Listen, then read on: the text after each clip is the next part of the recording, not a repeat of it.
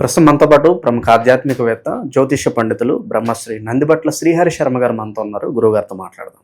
నమస్కారం గురువుగారు. వాగర్థావివ సంపృక్తౌ వాగర్థ ప్రతిపత్తయే జగతః పితరౌ వందే పార్వతీ పరమేశ్వరౌ ఆదిత్యాయ చ సోమాయ మంగళాయ బుధాయ చ గురు శుక్ర శనిభ్యశ్చ రాహవే కేతవే నమః. శృంగేరి జగద్గురు పీఠాధిపతులకి కంచి పీఠాధిపతులకి నమస్కారములు తెలియచేసుకుంటూ కార్యక్రమాన్ని ప్రారంభిద్దాం. గురుగారు, జూన్ 25వ తారీఖున మనకి నిర్జల ఏకాదశి ఉంది. ఏంటి ఏకాదశి ఒక ప్రత్యేకత? విశేషంగా ఈ రోజు మరి ఎలా వినియోగించుకుంటే బాగుంటుంది? ఈ రోజుని ఎలాంటి పరిహారాలు చేసుకుంటే బాగుంటుంది అంటారు? ఈ రోజున మనం తెలుసుకోబోయేటువంటి అంశము జ్యేష్ఠ మాసము శుక్లపక్షము ఏకాదశి తిథి. దీనినే నిర్జల ఏకాదశి అని అంటారు. మనకు సంవత్సరం మొత్తంలో వచ్చే 24 ఏకాదశులలో ఒక ఎత్తు, ఈ జ్యేష్ఠ మాసంలో శుక్లపక్షంలో వచ్చే ఏకాదశి నిర్జల ఏకాదశి ఒక ఎత్తు. జూన్ నెల 25వ తారీఖు గురువారం రోజున ఏర్పడుతుంది.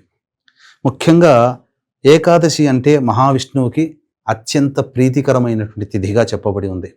అంతేకాకుండా ఈ రోజున ఉదయం 11:30 వరకు కూడా శివయోగము కూడా ఉంది. అంటే శివ సంబంధముగా కూడా ఈ ఏకాదశి అత్యంత పవిత్రముగా మహిమాన్వితమైనదిగా మనకు గోచరమవుతుంది. అయితే మనకు ఈ ఏకాదశులన్నీ కూడా పాండవులు వనవాసం ఉన్న సందర్భంలో పాండవుల మధ్య కృష్ణుడు వేదవ్యాసుల వారి మధ్య జరిగిన సంభాషణల ఫలితముగా ఈ ఏకాదశులు అనేటివి మనకు తెలియచేయడం జరిగింది. ఈ యొక్క వనవాసంలో భాగంగా ఈ ఏకాదశులన్నీ కూడా వివరాలన్నీ కూడా అన్ని ఏకాదశుల గురించి తెలియచేస్తూ ఉంటే భీముడు తప్ప మిగతా అందరూ కూడా ఏకాదశి వ్రతాల్ని ఆచరించడం మొదలుపెట్టారు. తనకి కూడా చేయాలని ఉంది, కానీ ఆకలికి ఆగలేడు కదా. ఇలా పలుమార్లు ప్రయత్నం చేసి తన వల్ల కాక బావగారైనటువంటి కృష్ణ భగవానుల దగ్గరికి వేదవ్యాసుల దగ్గరికి వెళ్ళి, అందరూ అన్నదమ్ములు అందరూ చేస్తున్నారు, నేను చేయలేకపోతున్నాను, నాకు ఇంకేదైనా తరుణోపాయం ఉందా? అన్ని ఏకాదశులు చేసేంత ఓపిక నాకు లేదు, ఏదైనా తరుణోపాయం చెప్పవయ్యా మహానుభావ అని అంటే, అప్పుడు శాస్త్ర ప్రమాణాన్ని అనుసరించి కృష్ణ భగవానుల వారు సెలవిచ్చినటువంటిది వచ్చే జ్యేష్ఠ మాసములో శుక్లపక్షంలో వచ్చే ఏకాదశి నిర్జల ఏకాదశి.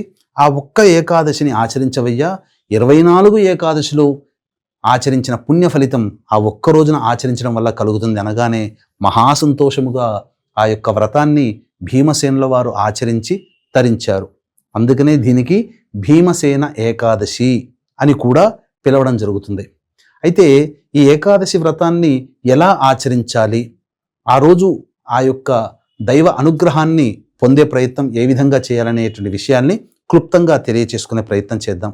ముఖ్యంగా వీక్షించేటువంటి ప్రేక్షకులు కూడా ఈ జ్యేష్ఠ మాసము పురుషోత్తమ మాసముగా చెప్పబడినటువంటిది. అటువంటి విష్ణు సంబంధమైనటువంటి మాసమైనటువంటి యొక్క జ్యేష్ఠ మాసంలో వచ్చే ఏకాదశి మహామహిమాన్వితమైనటువంటిది.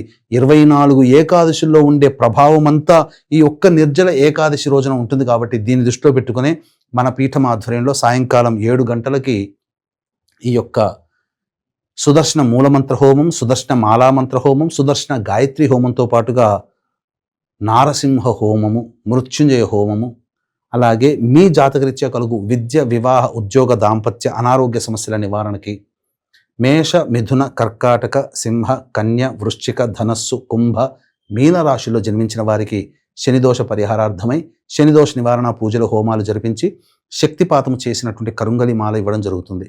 అవకాశం ఉన్నటువంటి వాళ్ళు ఈ 25వ తారీఖు సాయంకాలం 6 గంటల లోపల మీరు గోత్రనామాదులు కనిపించే నెంబర్కి కాంటాక్ట్ చేసి నమోదు చేసుకోవచ్చు. ఇక ఈ రోజున ఎలా ఆచరించాలి? ఉదయాన్నే కాలకృత్యాదులు తీర్చుకొని చక్కగా ఉదయిస్తున్నటువంటి సూర్యుడికి నమస్కారం చేసి సూర్యాష్టకం 6 సార్లు పారాయణం చేయాలి. తదనంతరం తులసి చెట్టు దగ్గర ఆవునేతితో దీపారాధన, ఇంట్లో కూడా విష్ణు భగవానుడి చిత్రపటానికి చక్కగా పూలమాల వేసి ఆవునేతితో దీపారాధన చేసి విష్ణు సహస్రనామ పారాయణం అనేటువంటిది చేయాలి. ఇక ఆ రోజంతా కూడా ఓం నమో భగవతే వాసుదేవాయ, ఓం నమో భగవతే వాసుదేవాయ, ఓం నమో భగవతే వాసుదేవాయ అనే నామాన్ని ఉచ్చరిస్తూ ఆ విష్ణువుని స్మరిస్తూ గడపాలి. అయితే నిర్జల ఏకాదశి పేరులోనే ఉంది, నిర్జల అంటే జలము అనేటువంటిది, అనగా నీరుని త్రాగకుండా ఈ ఏకాదశి వ్రతాన్ని ఆచరించాలి. పూర్వకాలంలో అత్యంత ఆరోగ్యవంతముగా ఉన్నటువంటి శరీరం కలిగిన మనుష్యులు కాబట్టి ఈ యొక్క వ్రత విధానాన్ని ఆచరించారు. ప్రస్తుత కాలమాన పరిస్థితులకి అందరికీ కూడా అనారోగ్య సమస్యలు చిరుప్రాయం నుంచే ఉంటున్నాయి కాబట్టి ఇది ఆచరించడానికి అంత ఆమోదయోగ్యంగా కనిపించట్లేదు. అయినా కొంతమంది భక్త శిఖరాగ్రులు ఈ యొక్క వ్రతాన్ని ఇప్పటికీ కూడా కొనసాగిస్తున్నారు. అయితే శాస్త్రంలో ఏం చెప్పబడింది, అసలు నీరే తీసుకోకూడదా అనంటే ప్రధానంగా 9 మాసముల ఎత్తు నీరు దాహం అనిపించినప్పుడల్లా తీసుకోవచ్చు అని. అంటే మన అరచేతిలో ఒక మినపగింజ వేసి నీరును పోస్తే ఆ మినపగింజ మునిగినంత వరకు ఆ నీటిని తీసుకొని ఆ నీటిని ఒక గ్లాసులో వేసుకోవడం, ఆ విధంగా 9 మార్లు ఆ నీటిని వేసుకొని ఆ నీటిని దాహం అనిపించినప్పుడల్లా తాగవచ్చు. లేదా ప్రత్యామ్నాయ మార్గంగా వాటర్ మిలన్ కానీ, సంత్రాలు కానీ, లేదా బత్తాయి పండ్లు కానీ తినవచ్చు. అందులో నీరు ఉంటుంది కాబట్టి పండ్లు, ఈ యొక్క పాల పదార్థాలు తీసుకోవచ్చు, కానీ నీటిని మాత్రం తీసుకోకూడదు. ఇది కేవలం చేయగలిగిన వాళ్ళు మాత్రమే చేయండి తప్ప అందరూ చేయడానికి సాహసం చేయకండి. కానీ నియమం ఏంటంటే ఈ యొక్క నిర్జల ఏకాదశి రోజున ఎట్టి పరిస్థితిలో కూడా భోజనము చెయ్యకూడదు. అన్న పదార్థము, అన్న రూపంలో ఉండే బొంబాయి రవ్వ ఉప్మా, అలాగే బియ్యపు రవ్వ ఉప్మా కూడా తీసుకోకూడదు. ఈ విధంగా శాస్త్రంలో ఏం చెప్పబడింది, ఏకాదశి రోజున అయినటువంటి సూర్యోదయం ప్రభృతి ద్వాదశి రోజున వచ్చే సూర్యోదయానికి ఈ యొక్క వ్రతాన్ని సమాప్తం చేయమని కొన్ని ప్రమాణ గ్రంథాల ప్రకారము, అలాగే ఏకాదశి రోజున సూర్యోదయం నుంచి మళ్ళీ సూర్యాస్తమయం వరకు ఇట్టి కఠిన నియమాన్ని పాటిస్తే సరిపోతుంది అని చెప్తున్నారు. కాబట్టి ఎవరికి తోచిన విధంగా ఆ విధంగా చేయవచ్చు. కానీ ఎవరు కూడా నీరు తాగకుండా ఉండే విధంగా సాహసం చేయకండి. అందరూ కూడా తీసుకొని వచ్చు, కానీ ఎట్టి పదార్థాల్లో భోజనం మాత్రం చేయకుండా ఉండి ఆ విష్ణు నామస్మరణ పఠిస్తూ మధ్యాహ్నం పూట నిద్రపోకుండా ఉండి చక్కగా సాయంకాలం ప్రదోషకాల సమయంలో కాళ్ళు చేతులు ముఖం కడుక్కొని నోరు నుంచి 3 సార్లు పుక్కిలు ఉమ్మించి తదనంతరం విష్ణు దేవాలయానికి చేరుకొని ఆ విష్ణు దేవాలయంలో ఆ స్వామివారికి అర్చన కార్యక్రమం జరిపించుకొని అక్కడ కూడా వీలైతే విష్ణు అష్టోత్తరం కానీ, విష్ణు సహస్రనామ పారాయణం కానీ, ప్రదోషం కంటే ముందే రావి చెట్టు చుట్టూ ఓం నమో భగవతే వాసుదేవాయ అనే నామాన్ని జపిస్తూ 27 ప్రదక్షిణలు కానీ చేసి ఇంటికి వచ్చి ఆ స్వామిని స్మరిస్తూ కూర్చోండి. నిశీ సమయం వరకు అవకాశం ఉంటే వేచి చూడండి, లేదా ఆ రోజంతా కూడా జాగరణ చేయండి. నిశీ సమయం అంటే దాదాపుగా రాత్రి 11:30-12 వరకు.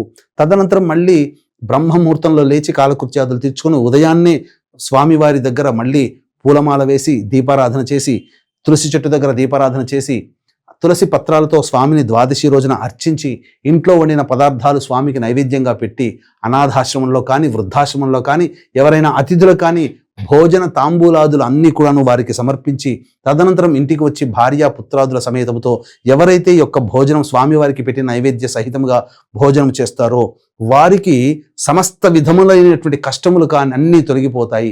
అన్ని విధాలుగా ఆనందయోగ్యంగా ఉంటారు. సమస్త పాపముల నుంచి విముక్తి పొందుతారు. సాక్షాత్తు మహాభారత కాలం నాటి పాండవులే ఆచరించి చూపించగా మనం ఎంతటి వాళ్ళము, వాళ్ళకి ఎన్ని కష్టాలు వచ్చాయో తెలుసు కదా.